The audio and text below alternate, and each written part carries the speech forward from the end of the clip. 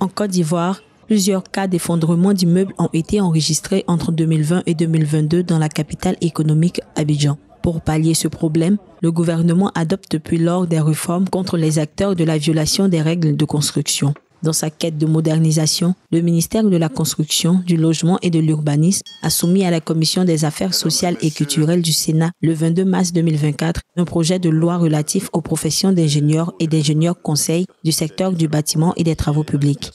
Le présent projet de loi apporte les principales innovations suivantes. 1. L'exclusivité de l'exercice des professions d'ingénieurs et d'ingénieurs conseils du secteur du bâtiment et des travaux publics, BTP, et des travaux particuliers par les professionnels du secteur. 2. Le regroupement en un ordre de l'ensemble des ingénieurs du secteur du bâtiment et des travaux publics exerçant en République de Côte d'Ivoire. 3. Le renforcement du régime des sanctions en intégrant les faits infractionnels. 4.